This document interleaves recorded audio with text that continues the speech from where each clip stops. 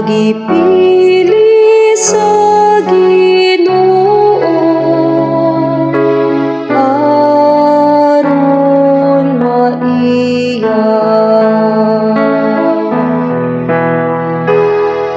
Ulahan ang katawhan, magipili sa Ginoo aron maiya. Ulahan ang nasud kansang Dios, mao ang Ginoo. Ang katawhan nga iyang gipili alang sa iyang kaugalingong kabilin. Gikan sa langit mitan-aw ang Ginoo, nagatan-aw siya sa tanang katawhan.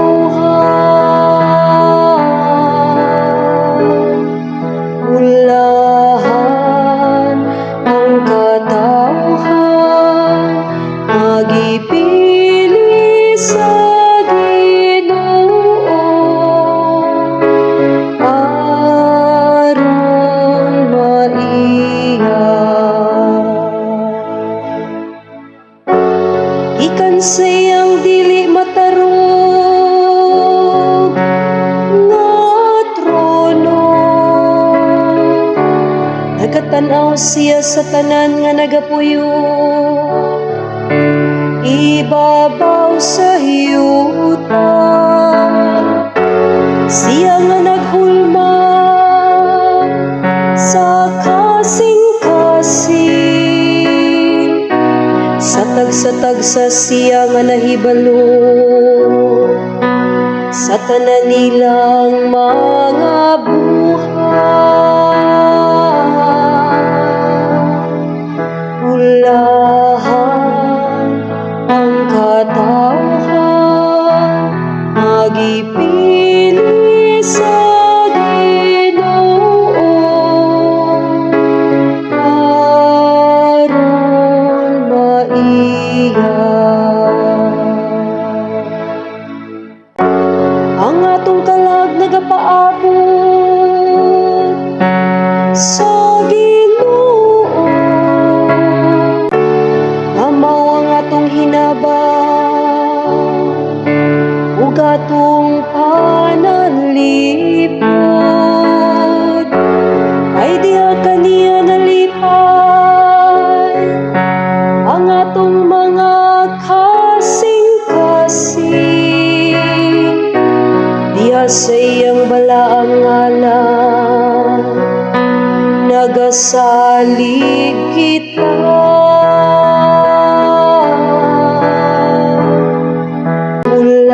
Ulahan ang katawhan, magipili sa Ginoo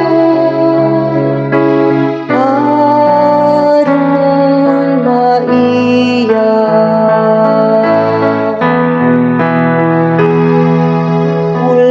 Ulahan ang katawhan, magipili sa Ginoo aron maiya.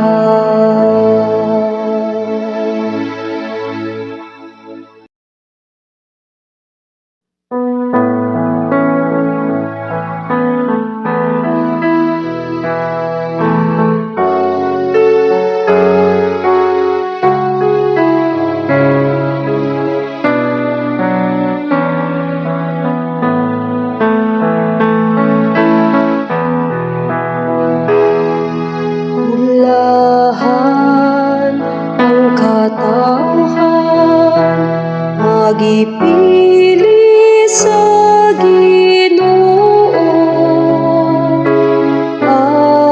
aron maiya.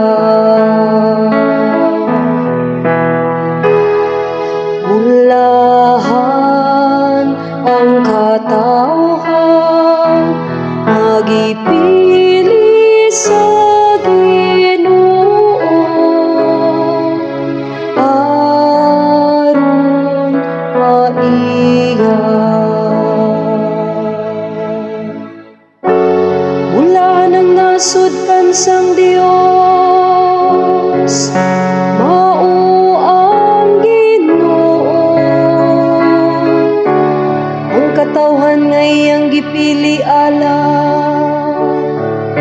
sa iyang kaugalingong kabilin. Gikan sa langit mitan-aw ang Ginoo, nagatan-aw siya sa tanang katawhan. Ulahan ang katawhan, magipili sa Ginoo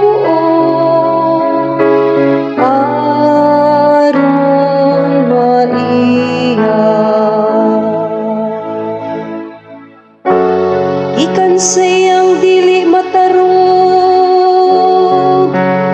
nga trono, nagatan-aw siya sa tanan nga nagapuyo ibabaw sa yuta. Siya nga naghulma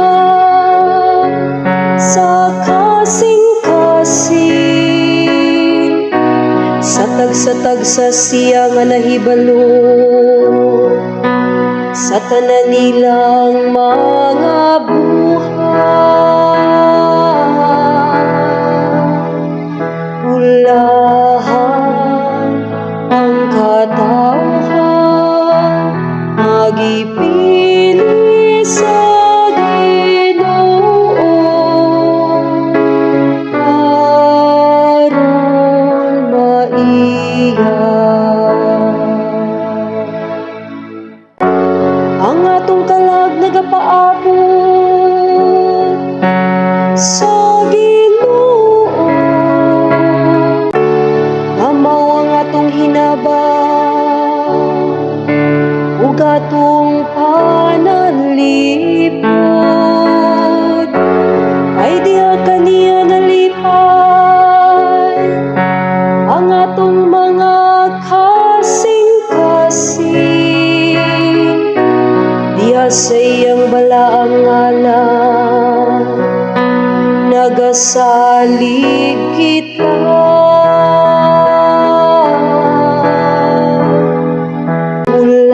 Ulahan ang katawhan, magipili sa Ginoo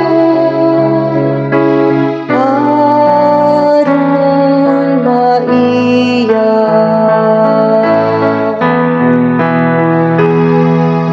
Ulahan ang katawhan, magipili sa